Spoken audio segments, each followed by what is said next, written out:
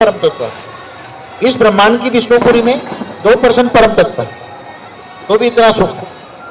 जब आत्मा बहुत सुख भोग लेती है तो सुख रोग लग जाता है। क्या होता है? सुखी हो जाती है, बहुत सुख होता है, दुख तो होता ही नहीं वहां वैकुंठ में।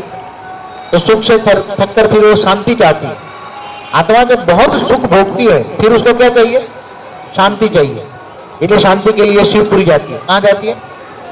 शिवपुरी जाती है। तो शिवपुरी में तुम्हारा शरीर कौन सा है? शिवपुरी में 3% परम तत्व है और आकाश तत्व, उसका शरीर आकाश तत्व का। आकाश तत्व में 3% परम तत्व है। आकाश परम आकाश तत्व है। क्या है? जहां परम आकाश तत्व ज्यादा हो वहां शांति मिलती है। क्या होता है? शांति का अनुभव कौन देता है? आत्मा जब निसंकल्प अवस्था होती है तब उसका सूक्ष्म शरीर चार्ज होता है। और जहां परम आकाश तत्व होता है ज्यादा तो महाकारण शरीर होता है। क्या होता है?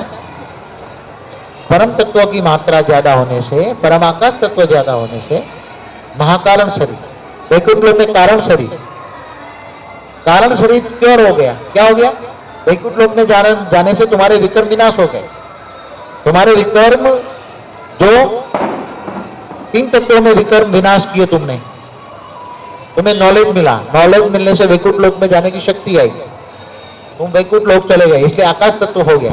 अब आकाश तत्व में पावर आई, पावर आने से विकर्म विनाश हो जाते हैं। नॉलेज आने से विकर्म विनाश हो जाते हैं। तुम 1 सेकंड में लौकिक से अलौकिक दुनिया में जा सकते। को देह और देह के सर्व संबंध भूलकर आत्मस्वरूप मुझ परमात्मा को याद कर, मैं तेरे सर पापों का विनाश कर दूंगा। क्या बोला? पापों का विनाश हो जाएगा तो आत्मा हल्की हो जाएगी।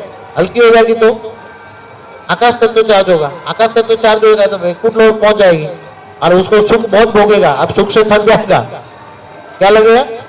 सुख रोग लग जाएगा। क्या होगा? बहुत सुख भोगा तो क्या करेगी आत्मा? उसको शांति चाहिए। क्या चाहिए? परम शांति। क्या चाहिए? परम सुख। और क्योंकि वैकुंठ लोक में परम सुख तो नहीं कह सकते मगर सुख है, मगर उसको शांति चाहिए तो शिवपुरी चली जाएगी आत्मा। शिवपुरी में 3% परम आकाश तत्व है। परम आकाश तत्व आता है तो थोड़ी शांति होती है और परम धाम में चली जाए आत्मा तो आत्मा कैवल्य अवस्था, आत्मा निराकार हो जाती है। वहां शरीर नहीं होता, आत्मा निराकार हो जाती है। आत्मा निराकार होने से